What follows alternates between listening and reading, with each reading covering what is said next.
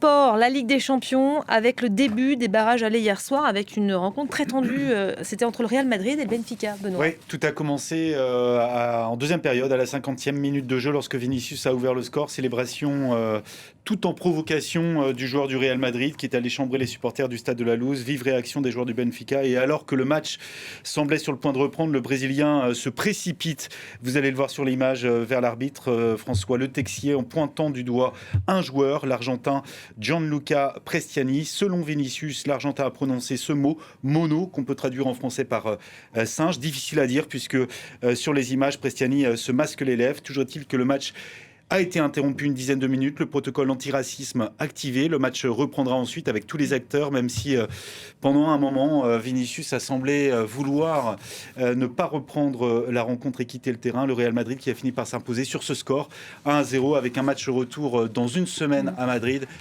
dans un climat, on l'imagine, encore une fois, très tendu entre ces deux équipes. C'est quoi ce protocole antiracisme utilisé pour la première fois en Ligue des Champions, Benoît ? Alors, François Le Texier, l'arbitre français de cette rencontre, qui a appliqué le protocole à la lettre, les bras croisés, interruption du jeu, le règlement UEFA et FIFA qui impose désormais aux arbitres d'arrêter le jeu, de suspendre le match ou de l'arrêter définitivement si les incidents perdurent. C'est ce qui est prévu dans l'annexe B du règlement de l'UEFA sur la sûreté et la sécurité. L'arbitre a parfaitement respecté ce point de règlement hier. Des incidents qui ont été de toute façon notifiés dans le rapport que l'arbitre va transmettre à l'UEFA et qui sont en cours et qui est en cours d'analyse, ce rapport. Et les sanctions prévues, elles sont assez sévère. Il risque gros, Gianluca Prestiani, si tout ça est avéré. Toute personne qui porte atteinte à la dignité d'une personne pour quelque motif que ce soit, notamment sur sa couleur de peau, sa religion ou son origine ethnique, sera passible d'une suspension d'au moins 10 matchs pour une durée déterminée ou de toute autre sanction appropriée. C'est ce que stipule l'article 14 relatif au racisme.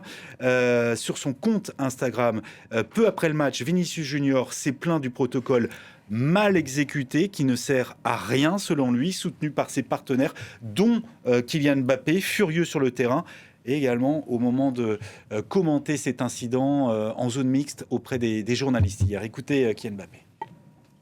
Le numéro 25 du Benfica, pas envie de prononcer son nom, il ne le mérite pas. Il a commencé à mal parler, et c'est pas acceptable. Ça arrive dans le football, ça arrive partout. Il a mis son maillot devant sa bouche, il a dit singe à 5 reprises. Je l'ai entendu, des joueurs du Benfica l'ont entendu aussi. Ce joueur ne mérite pas sa place en Ligue des Champions. Voilà, de l'autre côté, Gianluca Prestiani a démenti avoir tenu tout propos raciste. Pour lui, c'est une mauvaise interprétation de ses propos faits par Vinicius. Son entraîneur, José Mourinho, a commenté, lui aussi, en conférence de presse d'après-match, ces incidents. Lui qui a reçu un carton rouge au cours de la partie après cet incident. José Mourinho qui met en cause le comportement et la célébration du Brésilien. Arbeloa a choisi une autre version. Même chose pour Mbappé. Je ne veux pas m'étendre sur le sujet, mais ça se produit dans tellement de stades. Il y a quelque chose qui cloche. J'ai dit à Vinicius sur le terrain, « Tu as marqué un but extraordinaire. Pourquoi tu le célèbres de cette manière? Pourquoi tu ne prends pas exemple sur Di Stefano, Pelé, Eusebio? C'est toujours pareil, je ne comprends pas. »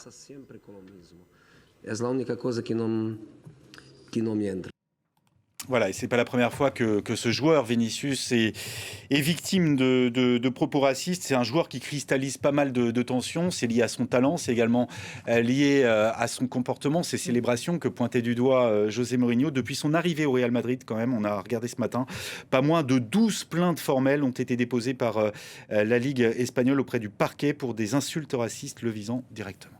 Voilà, on a pris... Est-ce que les célébrations sont suffisantes pour justifier de tels propos de la part d'un joueur adverse ? Non, bien sûr que non. Donc, bien sûr que non. Ça, c'est complètement condamnable. Après, ça reste aussi à prouver. C'est vrai qu'on ne voit pas et qu'on ne distingue pas le joueur proférer ces insultes-là.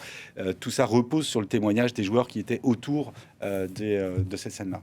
Et on apprend d'ailleurs que l'UEFA ouvre une enquête après les accusations de comportement discriminatoire. Donc et qui va s'appuyer, j'en parlais sur le rapport évidemment de l'arbitre. Benoît, on va poursuivre avec le Paris Saint-Germain qui a renversé Monaco. C'était en barrage aller de la Ligue des Champions. Oui, la victoire 3-2 des Parisiens après un début de match catastrophique. Difficile de faire pire au bout de 27 minutes. Monaco qui menait 2-0 grâce à un doublé de l'Américain Florin Balogun. Vitinha qui a manqué un penalty. Ousmane Dembélé sorti sur blessure. Mais l'entrée de Désiré Doué a tout changé. Il a réduit l'écart.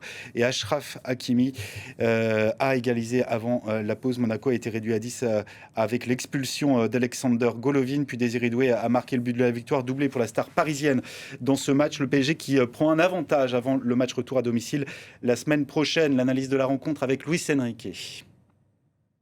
Merci beaucoup.